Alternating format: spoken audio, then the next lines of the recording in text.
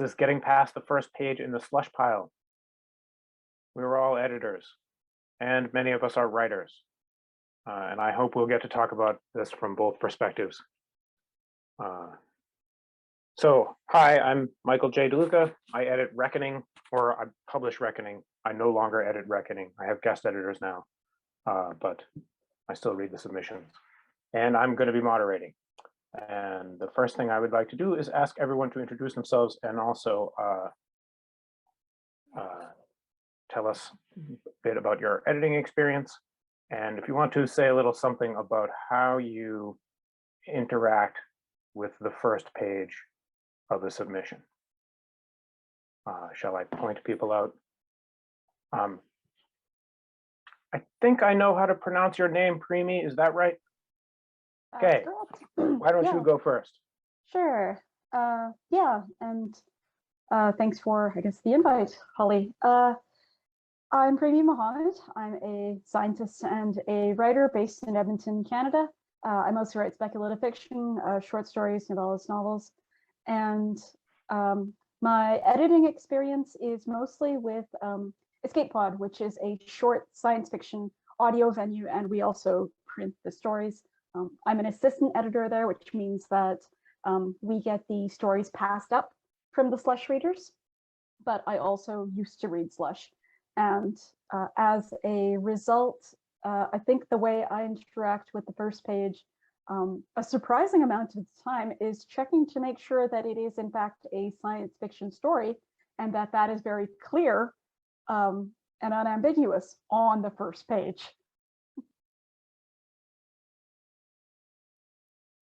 Okay, Amy, would you like to go next? Sure, love following Premi.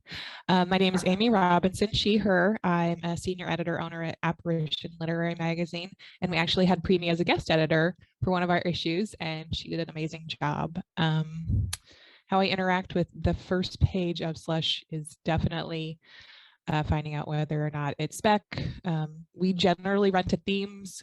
Sometimes the theme doesn't show up on the first page though, and that's fine because you're still building the story. What I like to see on the first page is action immediately, and that doesn't always necessarily mean running down a street, but something where you're not driving a car, you're not just waking up, but you're in the story immediately. Okay, thank you. Now, I don't know how to pronounce your name, so I'm going to take a guess. Taiba? Perfect. Oh. Thank you. Hi, everyone. I'm Taiba Canwell. I write as Maya Canwell. I am fiction editor at Gulf Coast, and I've been on the Gulf Coast fiction team for a couple of years now. I read both the Slush from scratch as well as, as the picks come up towards the final decision process. So we get a huge number of submissions to Gulf Coast, and we have to read through a lot of stories on a daily basis. So the first page is super important. The quality of submissions we get is really high. So honestly, language is the thing that obviously jumps out as one, the sophistication of the writer. Do you have a grasp of storytelling? So that is definitely there. I will not stop at past the first page. In fact, I rarely do. I go a couple of pages in unless something's really, really off. But I think most importantly for me, when I know when I suspect I'm going to want to be able to stick with the story through the end, is character. Like if I need to see a character on the first page who I'm very interested in.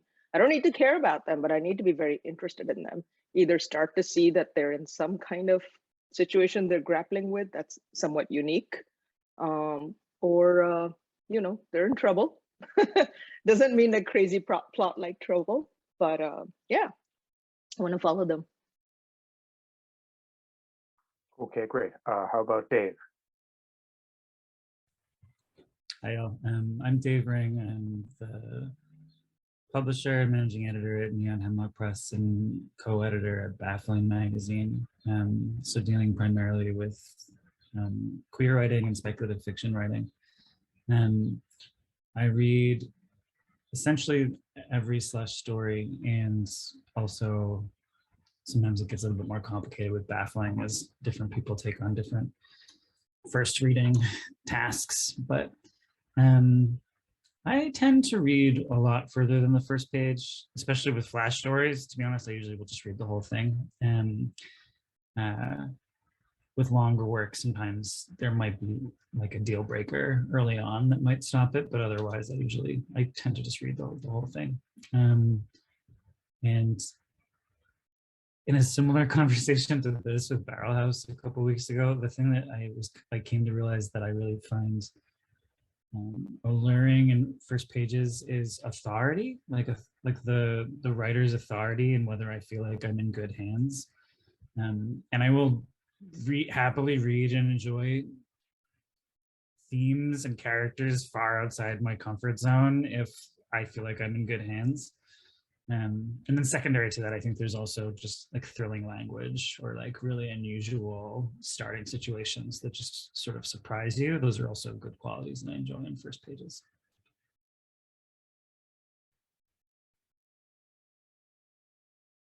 Kate, would you like to go next? You're muted there. Yes. Let me try that again. Good morning, everyone. It's a little early.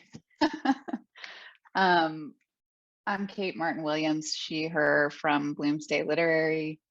And what we're looking for, well, first I'd like to just mention that, you know, we've got a 5-person team that reviews every submission. So to kind of echo what Taiba said, I might read the first page and like you said, Taiba, I'm very much interested in character. And so I'm looking to be involved, emotionally involved with character right away, right in the gut. But I have a cohort, you know, who I work with. My good friend and co-founder, Jessica Cole, is very interested in place. And so she wants to be, she wants to know where she is and have place take up a lot of space in the story. And so if you're a writer listening to this panel, you might think, well, what do I do with that? I'm just saying that there are several ways for a story to hit us and land with us. And Jessica might champion that story that's so involved in place and say, hey, Kate, read it again because there's more there. And so, you know, these stories can land with different people in different ways, but you know, authority of language and powerful prose will take you very far and get you caught by somebody. You know, you're not going to fall through the net if that's where you start. So happy to be here and happy to be among such great colleagues.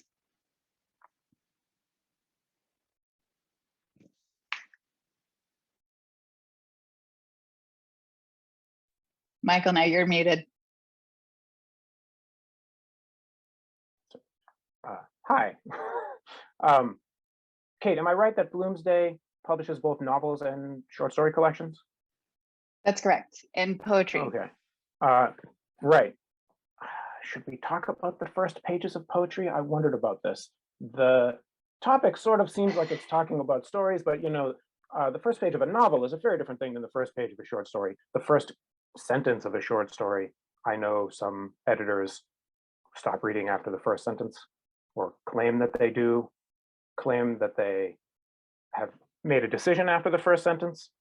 And that I should answer this question myself. I don't. I try to make myself read to the end, and something really has to offend is not quite the right word. I have to get really bored before I completely give up. I try to skim at least, but I think, and this leads into my next question, it really depends on the volume of submissions you're getting, the length you're looking for. So I thought it would be nice if we could each talk a little bit about what the ideal piece of writing you're looking for is. And some of us already in the previous question talked about organizational structure. I've got 12 people on staff usually. They're all sort of popping in and out. A lot of the time I'm reading pass-ups, not all the time. When the volume gets really high towards the submission deadline, I'm reading right off the top. And the way I read a first page changes then because there's much more work to be processed. And I know that's a challenge for writers to try and wrap their heads around the many dozens of different venues. So I thought it'd be great to give people an idea of how all those things contribute to a first impression. Primi, do you want to go first again? Sure. Yeah, I think about this a lot because, as you say, in terms of structure, I'm kind of I'm middle management. So I used to read Slush, which I think was actually really helpful for becoming an assistant editor. But I also have to consider that I'm passing it up to the actual acquiring editors. So it's not just my own taste that I need to take into account. I have to take into account what I know for sure the acquiring editors like, because, you know, our Slush readers pass up like 10 to 15% of what they read. And then of what I read, I pass up about 50%. So there has to be a winnowing at my level as well. So I have a couple of things to take into consideration. A surprisingly big one, I think, is not just the, you know, please submit sci-fi stories to a sci-fi podcast thing, which I assumed would not be an issue, but they still slip through sometimes. But just not really being familiar, I think, with kind of the voice and vision of the venue. Especially when I was reading Slush, I got the impression that a lot of the times people may have been sort of shotgunning their sci-fi story, but not necessarily reading and absorbing and evaluating where they were sending it to. For instance, people will probably notice that Escape Pod doesn't publish a lot of really bleak or grim or pessimistic futures. And that's not a hard and fast rule at all. It's just something you would notice if you had read a bunch of our stories, or if you subscribe to the podcast. So that's definitely a thing, and taking into account also the tastes of the slushers, because every now and then you'll get one passed up with oh, I really like superhero stories, so I bumped this, and then I'll read it and be like, kind of doesn't work. But the kind of doesn't work part of it is really hard to quantify. And I think, like the others were saying, it is something you kind of know when you see it. If a writer is writing with authority, if they're writing with confidence, that'll get way past the first pages.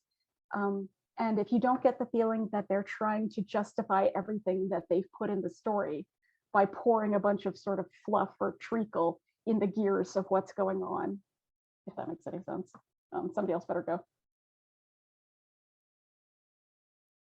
Amy, would you like to go? Sure. I agree with all of that. So our structure is there's 4 senior editors, 2 associate editors, and a single reader, and then we have a guest editor come in. So it is a hierarchy of first reads. But we started the magazine with just the 4 editors, and I really enjoy doing first reads because you always find that little diamond nugget. And when we talk about what we're looking for, we generally write to theme. We've had some fantastic stories come through that aren't to theme, which just sort of makes me sad, because then I'm wasting my time and the writer's time, because it's like, you wrote this fantastic story, but we can't publish it. We generally make suggestions about where they can send it. I did want to talk a little bit about poetry and flash and how that catches us too, because short stories are fantastic, but I do read the full flash and all of the poems. And what holds me in a poem, and generally what we publish, is what tells a story.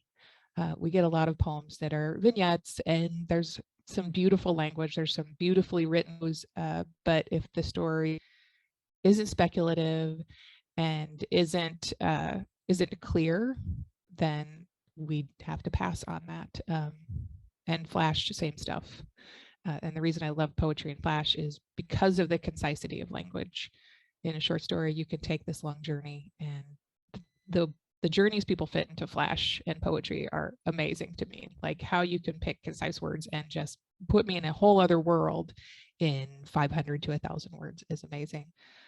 And I agree with Kate with the different visions, because we do have, there's sometimes where someone will love something. There's been times where I, on first read, have been tired. I've read 20 stories and my eyes are tired and I'm like, this just doesn't work for me. It's 2 a.m. and I'm reading a story, and someone else will be like, you got to go back and read it because it's amazing. On our last issue, there was one that was amazing, and I tried to champion it to get into the issue after I didn't like it the first time. So I think having a variety of eyes in there, which is why we have guest editors and readers come in to see. I hope that made sense. I'm rambling now, someone else can talk. Okay, Taiba. Yeah, sure. So at Gulf Coast, we have different teams for poetry editing, fiction editing, and nonfiction editing. The fiction team is definitely the largest, just with the heaviest submission load and word count to read. They work pretty similarly. So the fiction team is about 10 people between the editors and the assistant editors and readers, and we all read the Slush. So here's the thing about Gulf Coast. We get about 3,000 submissions a year for 2 issues. We can only publish about 6 stories out of those. And so it is rough. So I was like, percentage, wait, that's 0.002. I mean, that's like 0.2%. But I don't want to look at it that way. What's interesting, though, is that we don't care about the cover letter. We almost never see it. We pretty much read blind. We may refer back to the cover letter afterwards. And the composition of this team is really interesting for all you writers out there. So we've published a lot of emerging writers, first-time writers. Every issue will have a writer, right, with, you know, with 0 publishing experience right next to a writer with none, because what we care about is just great story. And because this is a journal run by graduate students at the University of Houston Creative Writing Program, the sensibility of who's coming in, the team turns over every 2 years, changes, but it's also very contemporary. So it's not like, so people come up to us at AWP and they ask, what do you like? And we say, we like everything. We love a great story. We love a great poem. And it's because it's people like you who are out there. We're just in this great program and we have this opportunity to choose the stories we all collectively fall in love with. So there isn't a type of story, and I'll talk to fiction now. We've published speculative fiction. We've published, you know, we published like very traditional pieces, lots of, you know, and we look for diversity in our representation of writers. We really encourage writers from all sorts of backgrounds to be submitting. We love a new place. I love what Kate said about place. We're fascinated by place too. We want to be transported. I think, though, consistently over the 2 years that I've been at the Gulf Coast, on the Gulf Coast fiction team, the one thing that across the board, it's a very egalitarian process. We all kind of champion these stories we bring in, is movement. Our stories have narrative arcs that we enjoy. We enjoy movement. We enjoy escalation in a story. We really are just suckers for a really good story, and it could be set anywhere, and you know, our characters could be anybody. We also really enjoy experiments, but we've got our feelers up for experimental work where experiments require a lot of stamina from the author, and we expect the experiment to sustain to the end. It's very easy for a writer to fizzle out halfway through with something fantastic that they're trying. So make sure if you're trying something experimental that it carries through and the ending holds up. And then the other thing is stories that play with form. I would suggest writers asking yourself, is the form serving the story? You know, again, you're trying something, right? But is it just for the heck of it, or does it actually add to the telling, add richness to the telling? So yeah, I'll stop there. Thank you. That was excellent. Okay, Dave. Can you find my mouse cursor there for a second? This is all interesting. It's funny, like thinking about form, like because one of the things I edit is a Flash fiction magazine. Like I love it when people try wild forms in Flash. And it's a lot easier to prevent it from collapsing under its own weight at a short length. So my tolerance for it is I think higher than in other settings, because you can pull off like really wild forms when you're keeping it under 1,000, 1,200 words. The other reflection I'm having is that I might be a megalomaniac and I need to delegate more, because I have basically no staff and I do all of these decision making on my own. So it's also, I have a couple joint ventures, like right now, one of the anthologies I'm putting out, and I have a co-editor, so that's like a partnership. And then with Baffling, I have a co-editor and an associate editor. Based off of other folks' time, I end up doing like the lion's share of work, and then end up using them mostly as like a angel devil on my shoulder situation for decision making, which, you know, is good and bad. In some ways it means that if you've cracked what Dave likes, you have a better chance of making it into one of my publications, as opposed to like the whims of the editorial board, you know, changing with the seasons. On the other hand, I imagine some readers might be like, Dave should really get some more editors so we can read some other stuff. I don't know. But I am aspirationally now thinking about what would it look like if I had more people on my team, because it seems like y'all are using that in different and interesting ways. So I'll leave it there, but I'm learning as well. Okay, maybe let's talk about that a little more later. But first, Kate, why don't you go ahead? Yeah, I would just say here at Bloomsday, we're a mission-driven press. So it's pretty clear on our submissions page as well as our website that what we're looking for is underrepresented voices that transform us and inspire us to act. So when we get submissions and we're talking about those final 10 that have made it to the final tier, you know, that really is a driving force. Yeah, at the end of the day, it could be a beautiful story, it could be a beautiful collection of poetry, but at the end of the day, when we put it down, do we feel moved and changed? So changed, in fact, that we're ready to act. So you know, that's the guiding principle for us. Wow, what a high bar. I mean, I love that wording, and I kind of wish that I could put that bar up for Reckoning. Reckoning, we publish writing on environmental justice. So I would love to think that people are reading what we publish and going out to do something, but I feel like I can't ask them that. Anyway, that's a different panel. But there's lots out there, right? There's lots of places to submit your work, and we're not saying that a domestic piece, a quiet domestic piece, doesn't have worth. And there was a comment in the chat that said it's so nice when editors reply with other places that might accept or be interested in this piece, and it's an opportunity, you know, being on this panel and hearing all that you all are engaged with. It's so nice to be able to say, as an editor, like, this piece definitely has worth and we'd like to move it.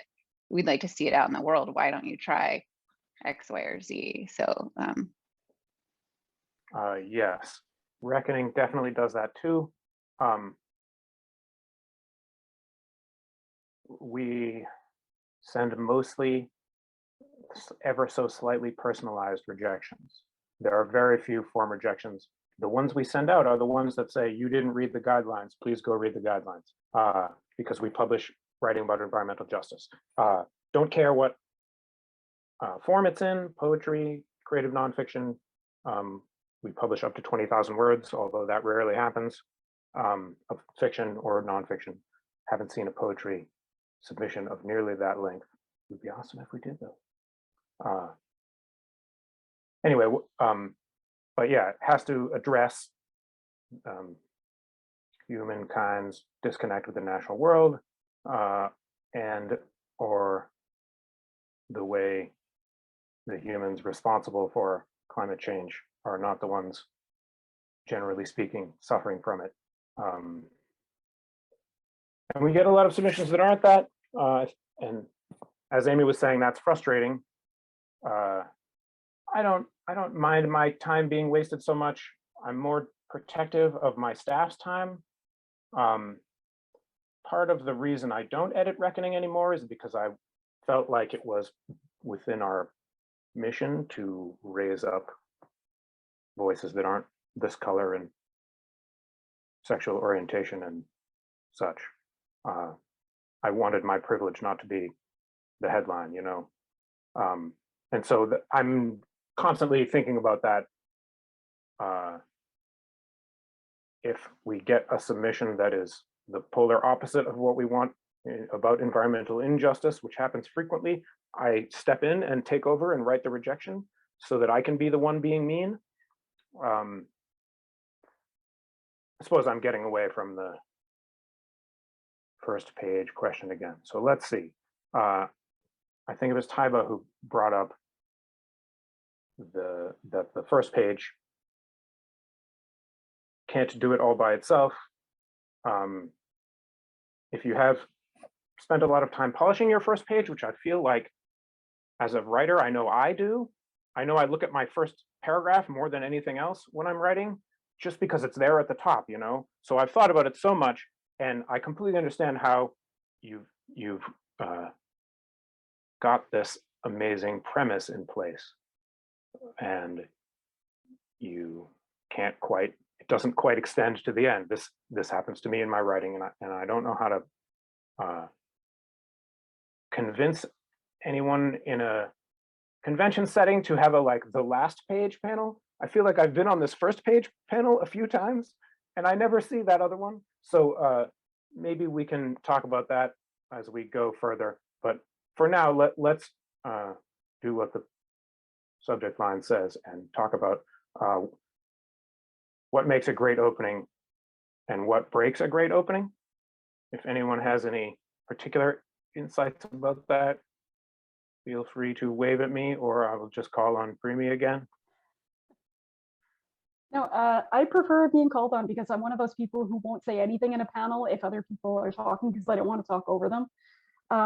But yes, I was laughing because this is, I think, and again, I hate to come back to it, but this feels endemic in science fiction, is people polish that first page or the first couple paragraphs because they want to make it really clear that they've come up with this amazing sci-fi premise or this technology or this incredible setting, this planet, this colony, this space station.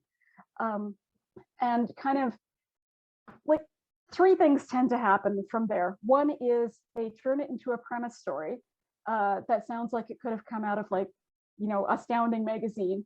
And they just have two characters going, well, as you know, Rob, this is how this technology works. And there may be an older man explaining it to his colleague's impressionable young granddaughter or something.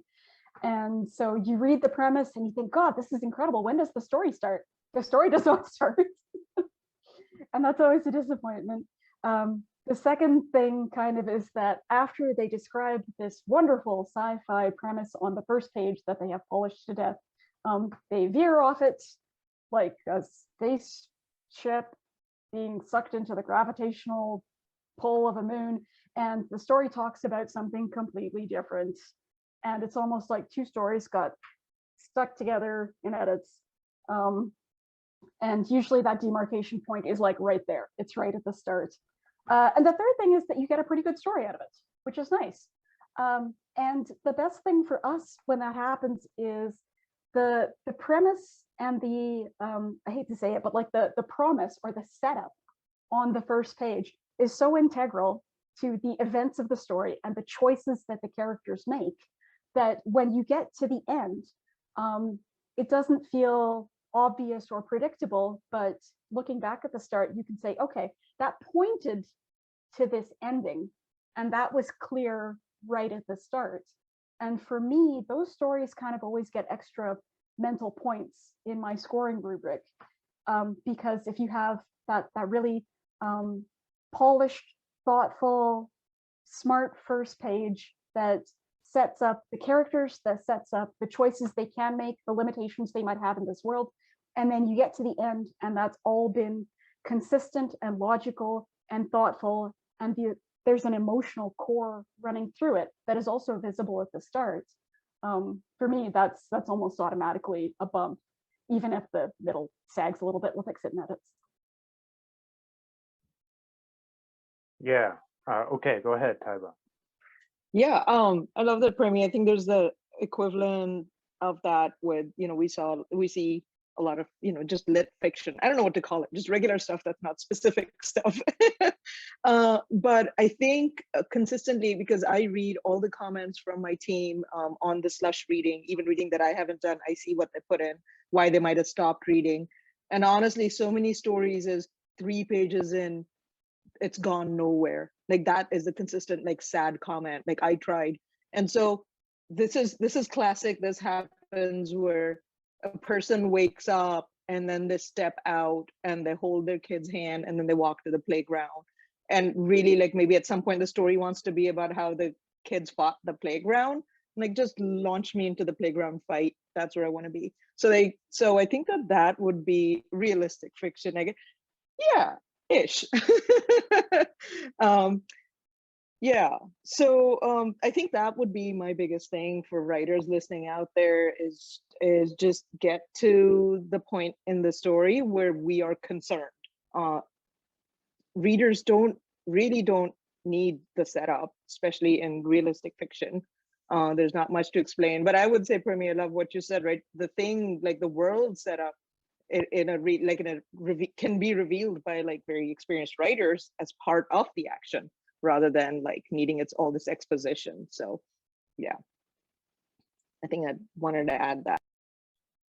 Okay, go ahead, Kate. I was reminded by your comments, Taiba, about a podcast interview, one of my favorites that we did with an actor playwright. And he was talking about the experience of having workshop some of his scenes in front of an audience and knowing immediately when he lost them. And it really taught, just because there was more fidgeting and sound in the audience and distraction. And of course, he was sitting in the audience watching it all unfold.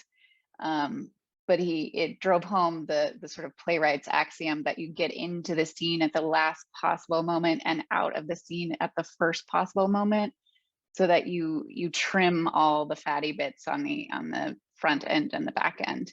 And that just holds true, I think, across the board, especially when we're looking at fiction submissions.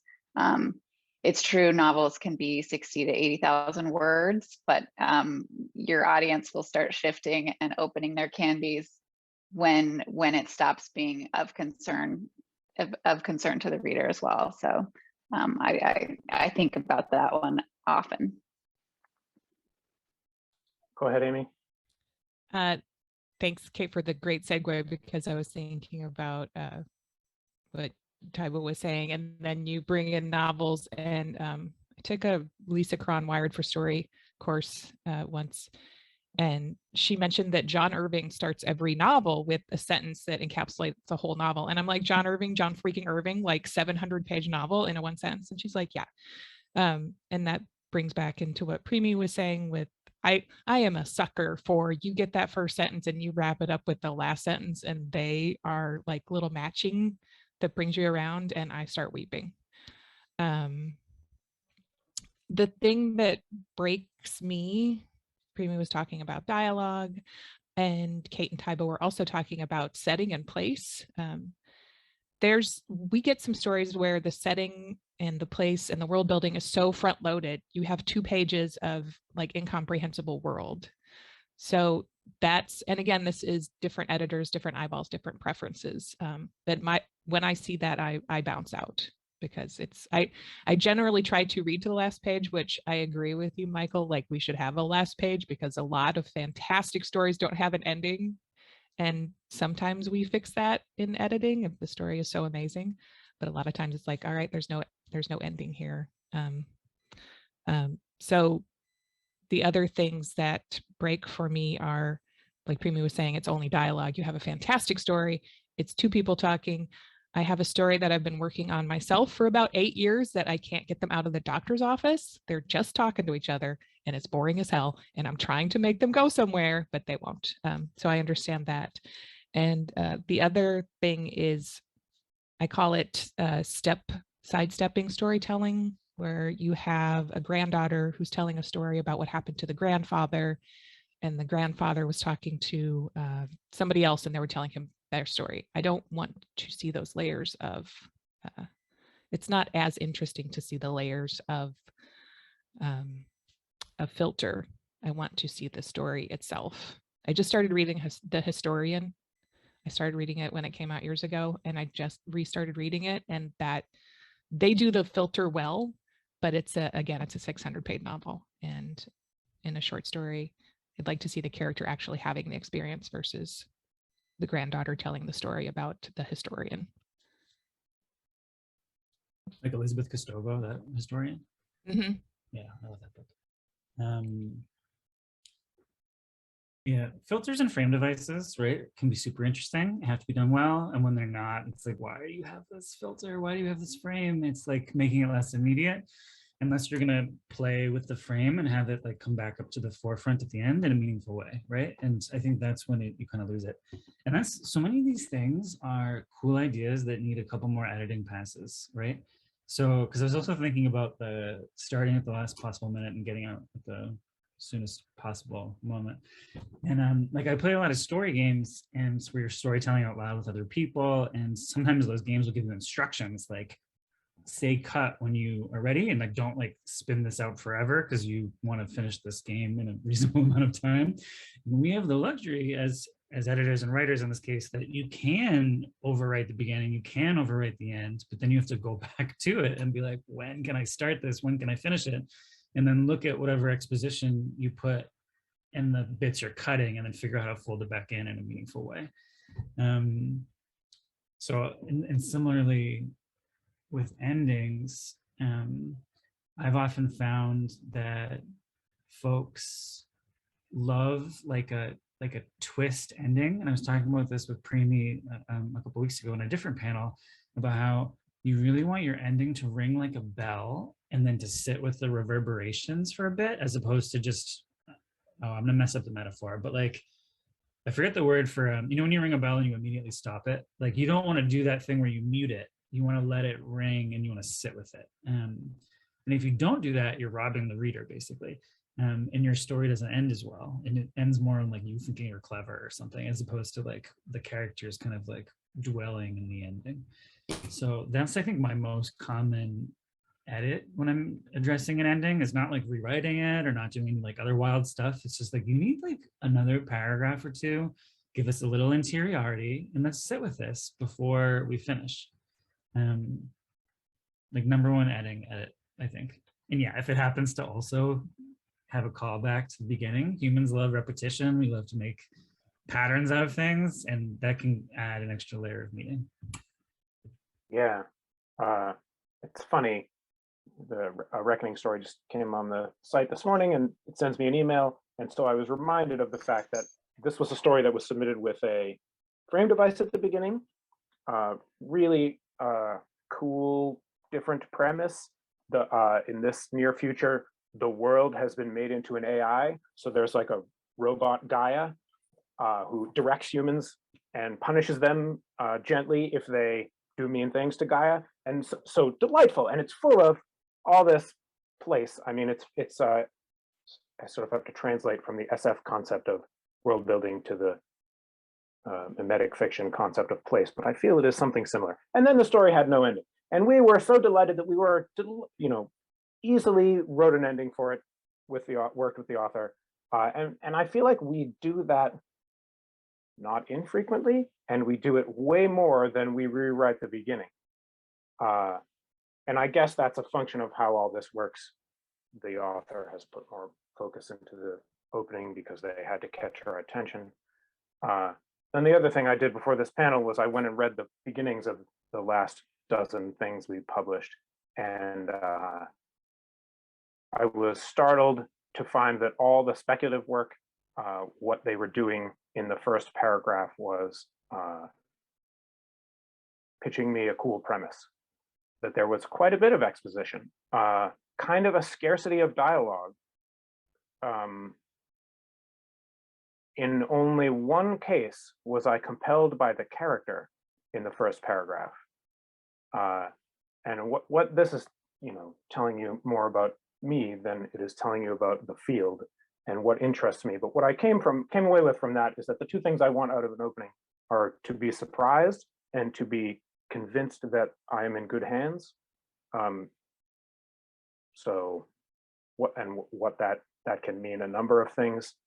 If you're leading with bad grammar and long rambly sentences, you're not convincing me I'm in good hands.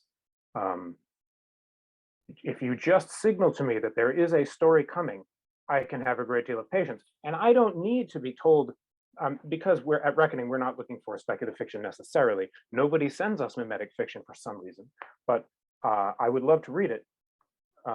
They send us mimetic poetry. I don't even know if that term applies there. But I'm ready to wait to find out how this relates to environmental justice if you've given me something cool or a character and convinced me that you're skilled and know what you're doing. So, okay, we have one very good question in the Q&A thing over here, and we have maybe 15 minutes to go. Let me, before we go to the one very good question, I'm curious of you editors and also of the audience. If you want to answer this question in the chat, that would be cool. As a writer, would you rather a fast rejection where the editor has read little of the story so that you can move on to the next? Or would you like a slower rejection, one that takes them longer to reply, months, year, if we're talking literary journals, sometimes it can take years, that where you know that the editors have read the whole thing, given it more attention than just the first couple of lines. There's simultaneous submissions or not. Right, that's an excellent thing to take into account, yeah. Holly says, yes, right, she says simultaneous submission, right.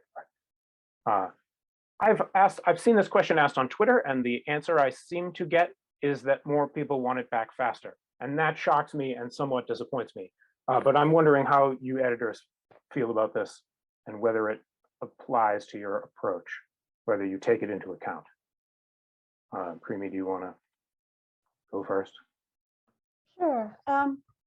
Yeah, we try to give personalized feedback, at least a couple of lines at this level, because we know that the slusher has passed it up to us, so it made it into that kind of 10-15%. So there's something there. Sometimes though, it's not possible, kind of. And I hate to say it, but I know the other editors are going to know what I mean. Is there's nothing wrong with this story. It's just that the other stories that happened to come in around this time were stronger. And I always end up sitting there with my hands on the keyboard till my arms go dead, because I don't want to send it back with nothing. And I don't want to just send it back with compliments either, because I don't want to leave the author thinking, oh, well, if she liked the dialogue and she liked the premise and she thought the world building was interesting, why didn't she buy the story? This is terrible. What do I do with this? This is useless. So in some cases, there's obvious places for, I guess what we call it, kind of constructive feedback. A lot of that in our case often has to do with pacing, which is, this started off with a lot of action. And then on page 3, we had 11 pages of dialogue. So maybe you could work on the pacing a little bit or something like that. Or, here's something a character did near the end that you told us at the beginning that they physically could not do, and this does not get explained. Or here's a plot hole. Or we felt that the balance of action to exposition was not balanced, that kind of thing. But yeah, the ones where there's something clearly wrong with them are easy to give a little bit of feedback on, and that we hope the writer takes that away and fixes it, because maybe it'll take half an hour. But yeah, I'm still figuring out, because I haven't been doing the assistant editor thing for very long. I'm still figuring out what to do when I just want to say, no, the vibes just didn't work for this story. Bye.